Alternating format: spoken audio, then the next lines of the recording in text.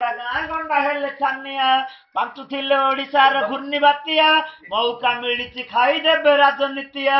ଆଜିକାଲି ନେତାଙ୍କର କହଳ କଥା ଗରିବର ଉଡିଗଲା ବାଉଁଶ ବତା ବାହାରେ ଭଦର ଘରେ ବ୍ରାନ୍ଦି ବୋତଲ ଗରିବକୁ ଭଣ୍ଡି ଦେଲେ ଖଣ୍ଡିଆ ପାଲ ଅଟଳ ବିହାରୀ ଜାହାଜରେ ଘାଇକି ଘାଇ ସରପଞ୍ଚ ମାଗିଆର ଦର୍ଶନ ନାହିଁ ମକା ଚୁନା ଚଣା ତେଲ ଚାଉଳ ପାଲ ରିଲିଫ ବଣ୍ଟା ହଉଛି ଆଣିବ ଚାଲ କିରୋସିନି ଅଭାବରେ ବିଜୁଳି ବନ୍ଦ ଆମ ଦେଶ ସରକାର ହୋଇଲେ ଅନ୍ଧ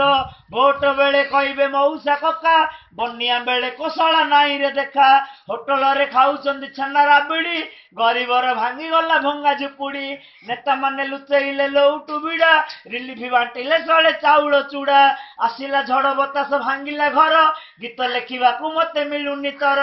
ଆହୁରି କଥା ଶୁଣ ଭାଇ ଭଉଣୀ ପଞ୍ଚାୟତ ସେକ୍ରେଟାରୀ ଚୋର କାହାଣୀ ବାଡେଇଲା ଛାତ ଘର କିଣିଲା ଖଳା ଏଥର କରିଛି ସୁନା 15 ତୁଳା ଭଉଣୀକୁ ପଠେଇଲା ଭେଣେଇ ଘର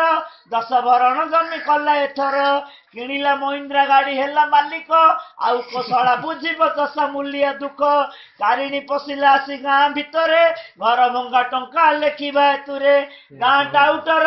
ନା କାଟିଦେଲେ ନଥିଲା ଲୋକର ଗୋଟେ ଗୀତ ସରିଲା ଆଉ 3ଟା ଗୀତ ମୋ ପାଖରେ ବାଲାନ୍ସ ଅଛି।